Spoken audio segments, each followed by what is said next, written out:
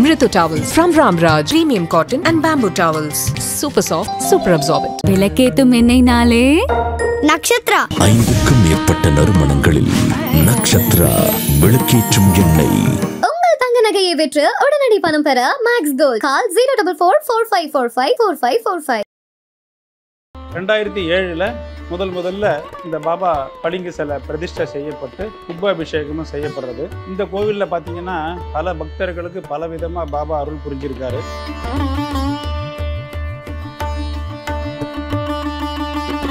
ஒரு முறை பார்த்தீங்கன்னா இவங்க பூஜையில் மகிழ்ந்த பாபா கற்ப ரூபத்தில் ரெண்டு காலு 2 கையோட வந்து அங்கே ஒரு வாரம் இருந்து வெண்ணெயை அறிஞ்சு செல்றாரு. அப்போ ஒரு குரல் வருது, பாம்புக்கு கால் கிடையாது, என்ன நல்லா ஒத்துப்பார் அப்படின்னு.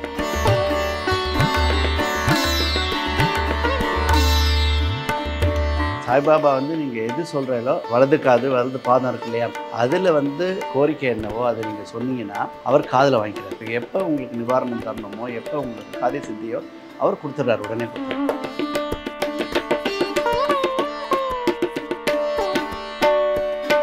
பாபா பண்ணின அற்புதங்கள் நிறைய என்னோட குடும்பத்துக்கும் எல்லாருக்குமே வேண்டிட்டு போனா நடக்காத விஷயமே கிடையாது. நம்பிக்கையோட ஸ்ரத்தா சபூரி.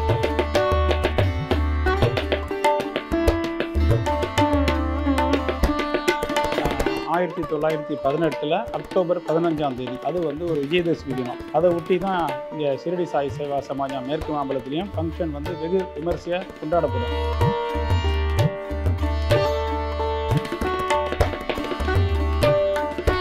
பாபா பல அற்புதங்களை நிகழ்த்தியிருக்காரு. அந்த விபூதி பார்த்தீங்கன்னா எல்லாருக்குமே ஒரு நோய் தீர்க்கும் மருந்தாக தான் இருந்திருக்கு. பல பக்தர்கள் பல கஷ்டங்களோடு இங்கே வந்திருக்காங்க. அவ்வளோ பெரிய அந்த அம்மா வாழ்ந்த காலத்தில் ஆசீர்வாதம் பண்ணியிருக்காங்க.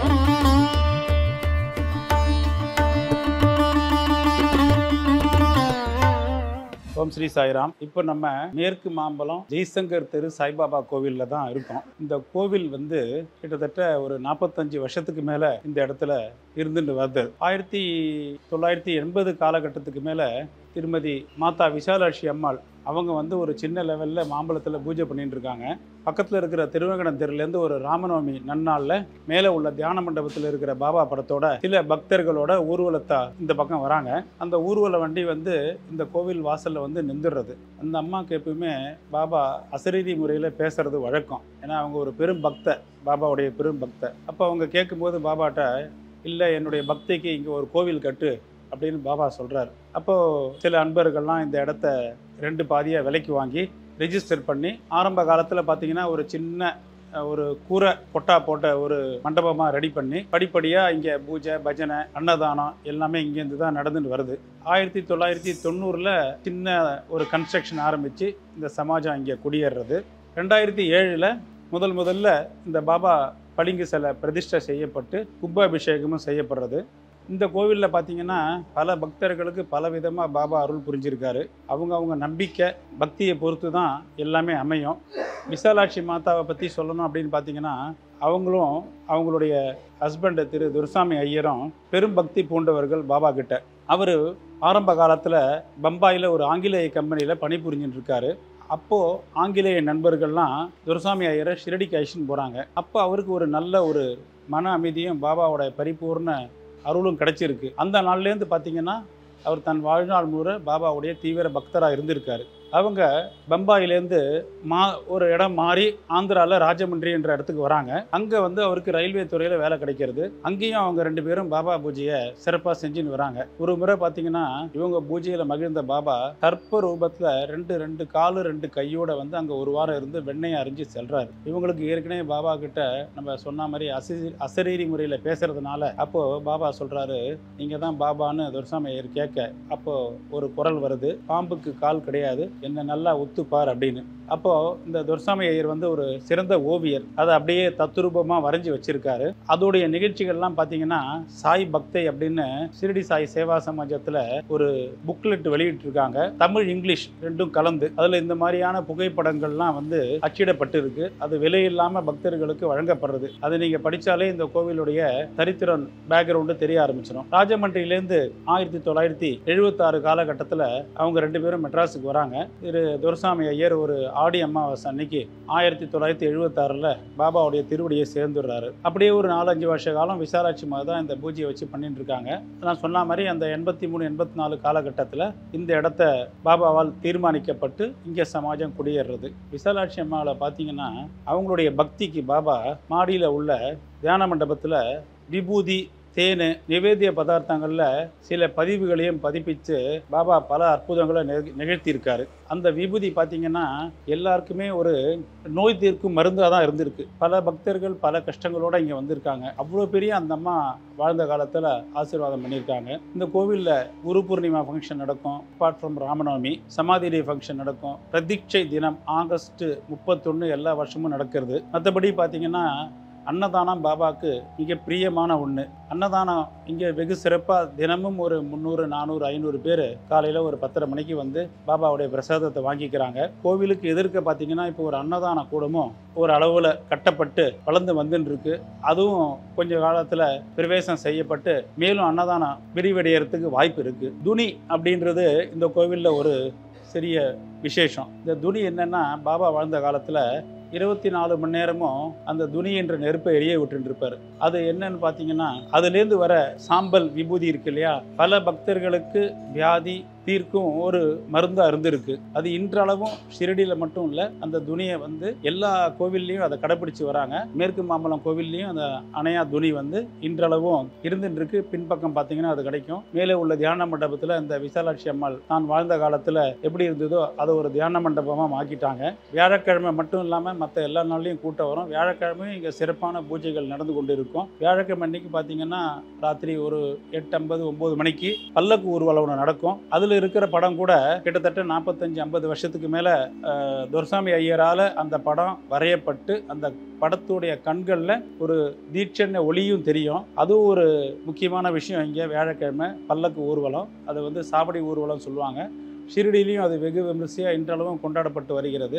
அதுக்கப்புறம் பார்த்தீங்கன்னா 9:15 வியாழக்கிழமை அன்னைக்கு நைட்டு ஆரத்தி நடக்கிறது. இந்த கோவிலுடைய தின நிகழ்ச்சி பார்த்தீங்கன்னா காலையில் 5 மணிக்கு மேலே காக்கட ஆரத்தி, அதுக்கப்புறம் சகஸ்ரநாம அபிஷேகம் ஆரத்தி நடக்கும். 10:30 மணிக்கு அன்னதானம். பல பக்தர்கள் வந்து அவங்களுக்கு நல்லது நடக்கிறதுன்றதுனால தான் இங்கே வந்து அன்னதானத்தை பாபாவுடைய முக்கியமான விஷயம் வந்து அவருக்கு பிடிச்ச விஷயம். அவர் வாழ்ந்த காலத்தில் ஏழைகளுக்கு அன்னதானம் விநியோகம். அது இங்கே நம்ம கோவிலில் 10:30 மணிக்கு அன்னதானம் நடக்கும். அதுக்கு பல பக்தர்கள் வந்து முன்னாடியே பேர் பதிவு பண்ணி அதுக்கு உண்டான என்ன ஒரு பணம் இருக்கோ அதை கட்டிடுவாங்க.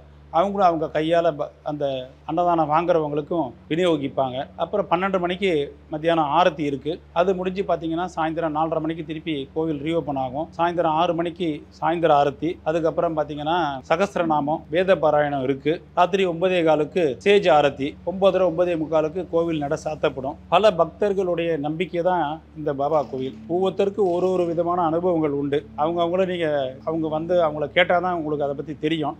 இந்த விபூதி உதி அப்படின்னு சொல்கிறாங்க இல்லையா, அது ஒரு பெரிய அருமருந்து. வியாதிக்கு மட்டும் இல்லாமல் அந்த துணியை பார்த்தீங்கன்னா சில பக்தர்கள் போயிட்டு அதை தொட்டுக்கிறது, அந்த சூடை எடுத்து நம்ம உடம்புல அங்கங்கே தேய்ச்சிக்கிறது. அது ஒரு நம்பிக்கை. நம்மளுடைய ஸ்திரமான நம்பிக்கை பொறுத்த வரைக்கும் தான் எல்லாமே நல்லது நடக்கும். அவங்க அந்த துணியில் போய் தொட்டு உடம்பை தொட்டு இது பண்ணி அவங்களுடைய வலி, பெயின்ஸு, வேறு ஏதாவது பிரச்சனைகள் அதெல்லாம் தீர்க்கிறதுக்கு அவங்க நம்பி அந்த துணியை சுற்றுறாங்க. இங்கே அது ஷிரடியிலையும் நடக்கிறது, இங்கேயும் நடக்கிறது. பல விதமான நம்பிக்கைகளோடு தான் இங்கே பக்தர்கள் வராங்க.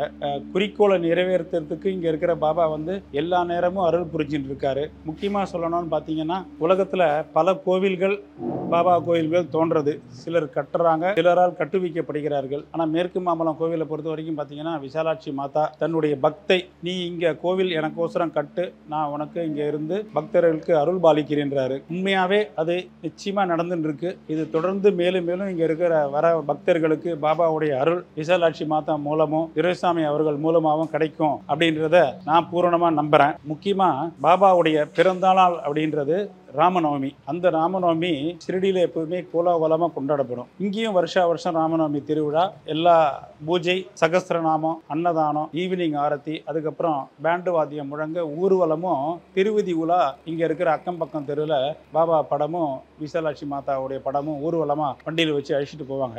இதில் அவர் தன்னுடைய பக்தை அப்படின்னு சொல்கிறார் இல்லையா, என்னுடைய பக்தை அப்படின்றதுக்கு பார்த்தீங்கன்னா அதுக்கு உண்மையாக ஒரு எடுத்துக்காட்டு பார்த்தீங்கன்னா 2001 21/4/2002 அந்த காலகட்டம். எக்ஸாக்டாக சொல்லணும்னா 21/4/2002 ஒரு ராமநவமி, ஒரு ஞாயிற்றுக்கிழமை. இங்கே பூஜை, அன்னதானம், பஜனை எல்லாம் முடிஞ்சு மத்தியான ஆரத்தி முடிஞ்சு அன்றைய தினமே பாபா விசாலாட்சி மாதாவை தன்னுடைய திருவடியில் சேர்த்துக்கிறாரு. அப்படின்னு பார்த்தா ராமநவமி பாபாவுடைய பிறந்த நாள் அன்றைக்கு தன்னுடைய பக்தைக்கு முக்தி அளித்து தன்னோட சேர்த்துன்றாரு. அவங்களுக்கெல்லாம் இனிமே வேற பிறவி இருக்குமா அப்படின்றது தெரியாது. ஆனால் பாபா கிட்ட பாபா வாழ்ந்த காலத்தில் ஷாமா அப்படின்றவர், ஷாமா நீ என்னோட இவ்வளோ தலைமுறை தொடர்பு இருக்க அப்படின்னு பாபா சொல்லுவார். அப்படி பார்த்தா இவங்கெல்லாம் எத்தனை தலைமுறை அப்படின்னு நமக்கு தெரியாது. ஆனால் நிச்சயமாக இவங்களும் பாபாவோட வாழ்ந்ததுனால தான் நமக்கு அவங்க வாழ்ந்த காலத்தில் மேற்கு மாம்பலத்தில் ஜெயசங்கரத்தில் இப்படிப்பட்ட ஒரு கோவில் கிடைச்சி பல பக்தர்கள் அவங்களோட பழகியிருக்காங்க. அவங்களாம் ரொம்ப பேரடைஞ்சவங்க.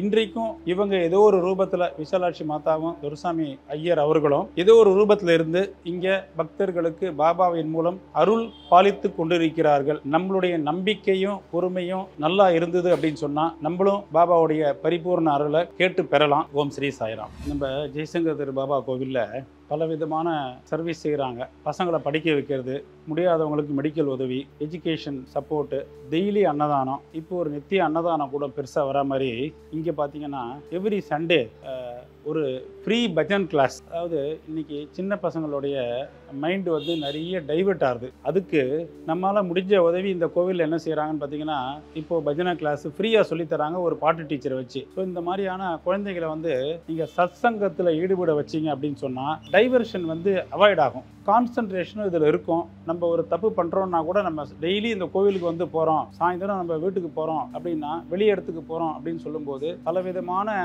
இன்னல்களை இன்றைக்கி இருக்கிற காலகட்டத்தில் இந்த மீடியாஸும் சொசைட்டியும் டைவர்ட் பண்ணுறதுக்கு வாய்ப்புகள் ஜாஸ்தி இருக்குது. நம்ம இந்த மாதிரியான ஒரு சத்சங்கத்தில் டெய்லி காலையில் வரோம், இல்லை சாயந்தரம் வரோம், இல்லை தர்ஸ்டே வரோம், சண்டே வரோம், இல்லை இந்த பஜனை கிளாஸு அப்படின்னு நீங்கள் போட்டிங்க அப்படின்னு சொன்னால் அவங்களுக்கு வேறு ஏதாவது ஒரு டிஸ்டர்பன்ஸ் வந்தால் கூட டக்குன்னு மைண்டு ரீகலெக்ட் ஆகும். இல்லை நம்ம கோவிலுக்கு போனோம், நம்ம இந்த கிளாஸ் அட்டன் பண்ணுறோம், நம்ம தப்பு பண்ணக்கூடாது அப்படின்ற மாதிரி. ஸோ இங்கே ஃப்ரீ பஜன் கிளாஸும் இந்த கோவிலில் நடத்துகிறாங்க. அதே மாதிரி பார்த்தீங்கன்னா வருஷம் தமிழ் வருஷ பிறப்பு, நியூ இயரு, ராமநவமி, குரு பூர்ணிமா, மகா சமாதி டே. இந்த மகா சமாதி டே அப்படின்றது பார்த்தீங்கன்னா விஜயதசமி ஒட்டி வரும். பாபா கிட்டத்தட்ட 60 ஆண்டு கால ஷிரடியில் வாழ்ந்தார் இல்லையா, அவர் சமாதி அடைஞ்ச தினம் பார்த்தீங்கன்னா 1918 அக்டோபர் 15ஆம் தேதி. அது ஒரு விஜயதசமி தினம். அதை ஒட்டி தான் இங்கே ஷிரடி சாய் சேவா சமாஜம் மேற்கு மாம்பலத்திலையும் ஃபங்க்ஷன் வெகு விமர்சையாக கொண்டாடப்படும். இதில் முக்கியமாக பார்த்தீங்கன்னா அந்த நவராத்திரி 9 நாளும் 9 விதமான பூஜைகள் இங்கே பின்பற்றப்படும். சாயந்தரம் பார்த்தீங்கன்னா சாயந்தரம் 7 மணிக்கு மேலே ஒரு நாளும் ஒரு விதமான கச்சேரிகள், டான்ஸு, பாட்டு, அந்த மாதிரி 9 நாளும் அந்த பாகவதர்களோ இல்லைன்னா டான்ஸோ யாரோ ஒருத்தவங்க புக் பண்ணுவாங்க. வருஷம் அது தொடர்ந்து நடந்து வந்துட்டுருக்கு. அனைவரும் இந்த பாபா கோயிலுக்கு பாருங்கள். பாபாவுடைய அருளையும் விசாலாட்சி மாதாவும் துரைசாமி அவர்களும் ஒரு ரூபத்தில் அருள் புரிஞ்சுட்டு இருக்காங்க. அனைத்து பக்தர்களுக்கும் கலாட்டா டிவைன் சார்பாக, ஷிரடி சாய் சேவா சமாஜத்தின் சார்பாகவும் என்னுடைய வாழ்த்துக்கள்.